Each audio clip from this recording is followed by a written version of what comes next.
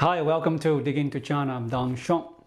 This year marks the 40th anniversary of the opening of China's first coastal cities to the outside world. Recently, various commemorative articles have been published in the newspapers, with numerous mainland Chinese media outlets writing about this event. However, many people hold a misconception about these coastal regions, assuming that they are inherently economically developed and wealthy.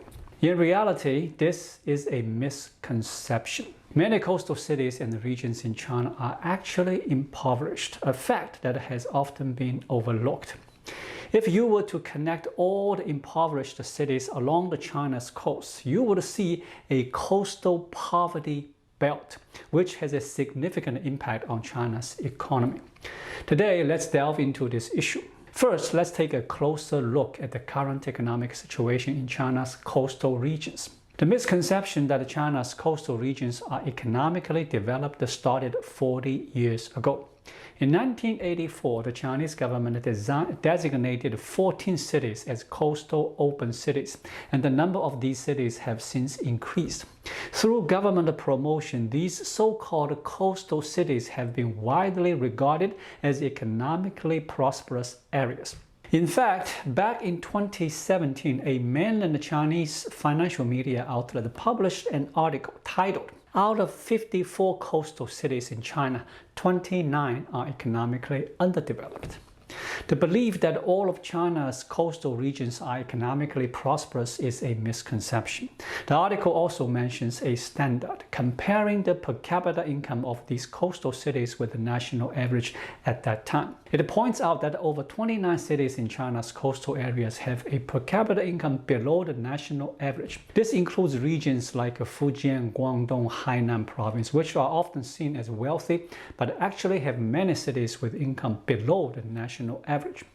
Cities such as Ningde, Putian, and Zhangzhou in Fujian province, Chaozhou, Shantou, Jiangmen, Maoming, and Zhanjiang in Guangdong province, and Haikou in Hainan province, among others, illustrate this point. Comparing this list from the article published years ago with the present, we see that overall structure and conditions have remained strikingly similar over time. Looking at average income, according to China's official statistics for 2023, the average disposable income per capita was 39,218 yuan.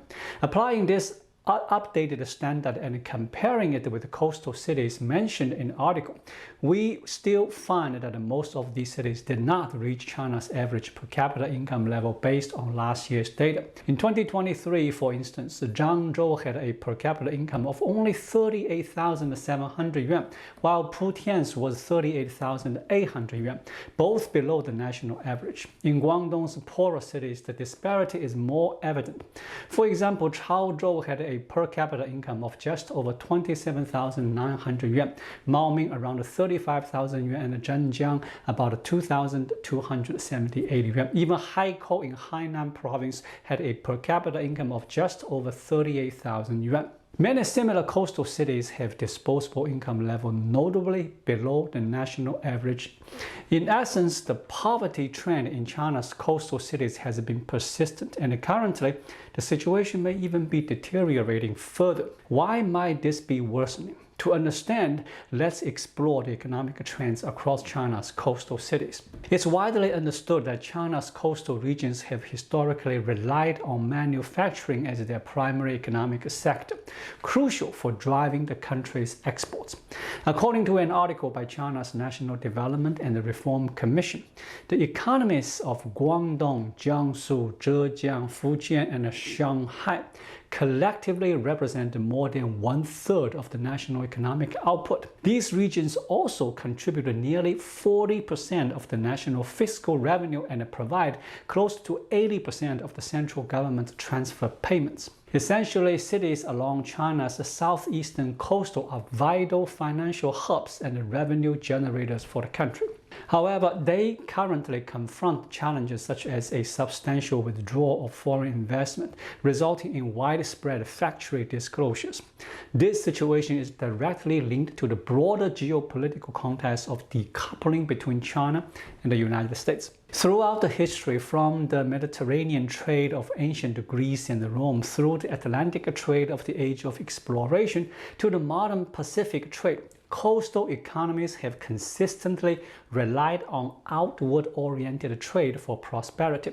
Integration into the global maritime trade system and embracing openness to the world have been essential for their economic development. Without such integration, coastal regions have historically struggled to escape poverty. So, are China's coastal regions becoming more open or more closed? Let's examine the recent trends. Towards the end of last year and the beginning of this year, there were frequent reports in online media and news of numerous closures, shutdowns, and layoffs in enterprises across coastal areas like Guangdong. These issues stem not only from economic factors such as reduced orders and lower profits, but also from political developments. For example, the Chinese government recently announced plans to audit the corporate tax records dating back 30 years. This has led to concrete actions by authorities, including directives for some enterprises to pay back taxes. Essentially, this is perceived as a direct extraction of funds from business.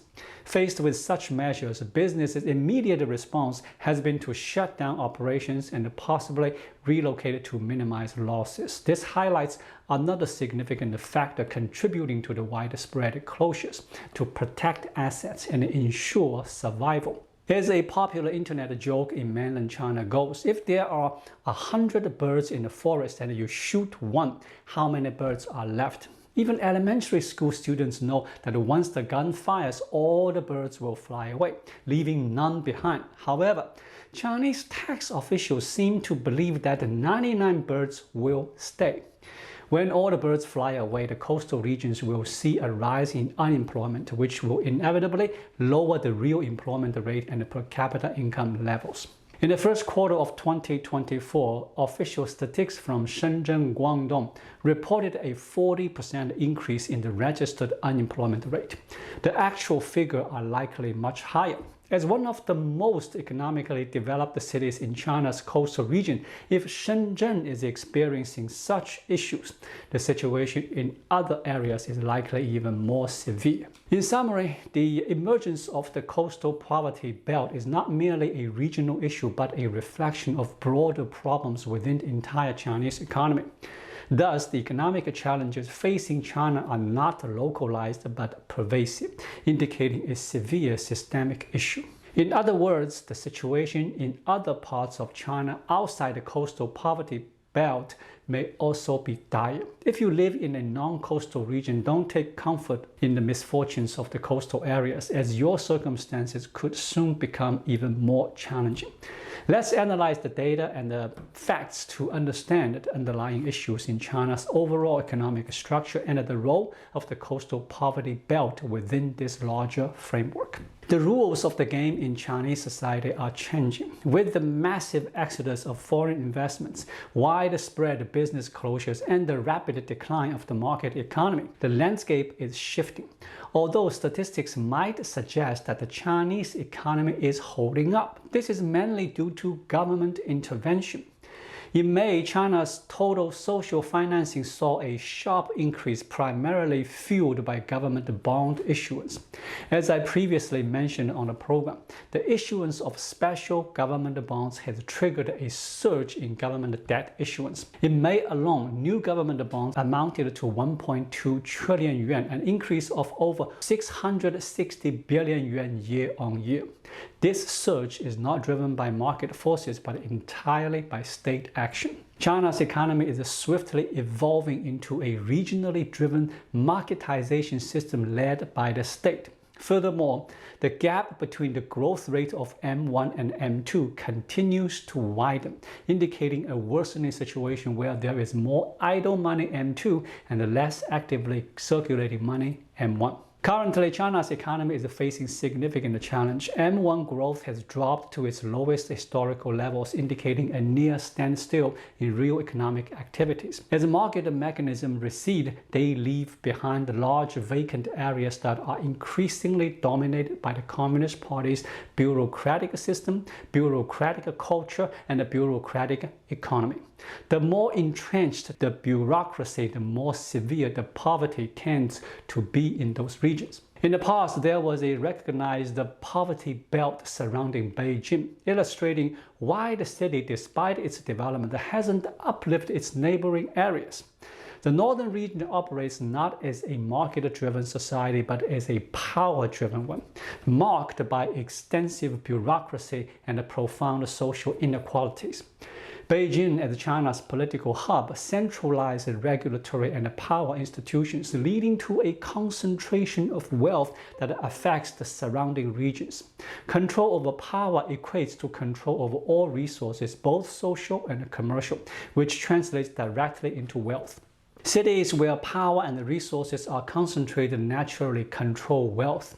Conversely, cities in a relatively weaker position cannot benefit from secondary wealth distribution through market exchanges. Instead, they rely on government-led redistribution in the form of subsidies. However, this government-led redistribution is far less efficient than market mechanisms and is prone to corruption, often resulting in funds from secondary distribution flowing into the pockets of those in power. As China's coastal economy worsens and the market dynamics retreat, phenomena similar to the poverty belt around Beijing could emerge in the southeastern coastal regions. This includes areas like the Yangtze River Delta and the Pearl River Delta, traditionally seen as prosperous zones. Ultimately, these regions might transition into poverty belts, creating a continuous coastal poverty belt stretching from Shandong, Jiangsu, and Hainan, spanning the north to the south of China. Within this poverty belt, certain coastal first-tier and provincial capital cities endowed with the best local resource and a concentrated power tightly control accumulated wealth through a siphoning effect. As a result, wealth remains firmly in their hands. Meanwhile, surrounding smaller cities and urban rural fringe areas tend to experience deepening poverty. This widening wealth gap and the social tensions within the coastal poverty belt are likely to escalate, leading to a rise in social unrest and potential violent incidents in the future. The third aspect concerns the declining population quality and increasing homogenization in China's coastal regions. Many cities across China are grappling with population decline and aging issues, especially pronounced in economically developed areas like Shanghai. These cities are actively seeking strategies to attract new residents. This trend is particularly evident in coastal regions and prominent in eastern provinces such as Jiangsu, Zhejiang, and Fujian.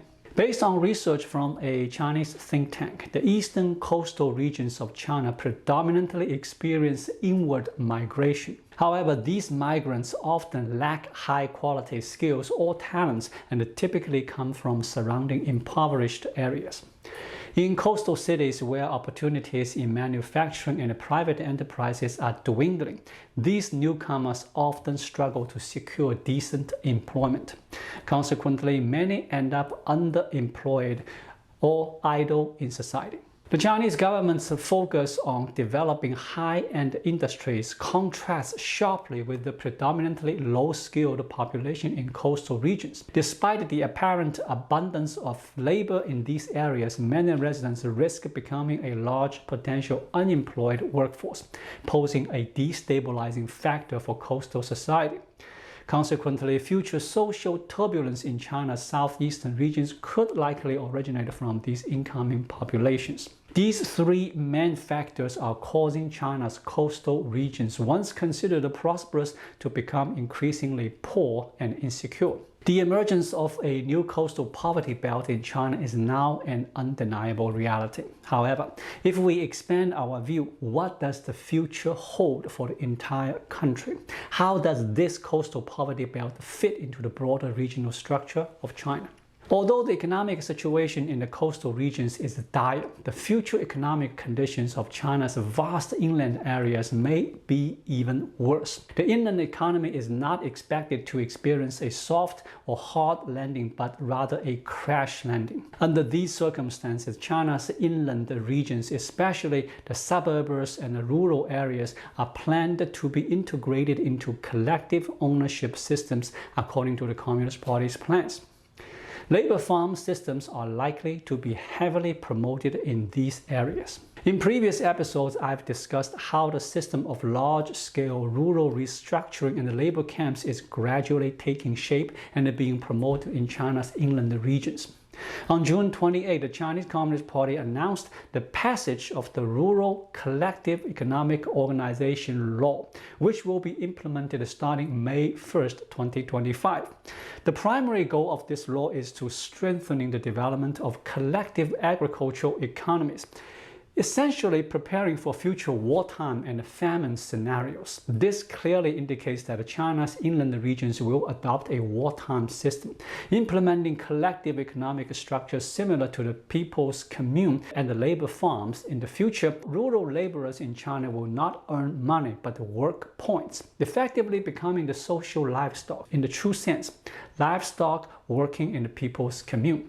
This is the bright future that Xi Jinping has envisioned for the Chinese people. In summary, with the decline of China's market economy, the bureaucratic system and the power-driven economy will spread from the north to the south.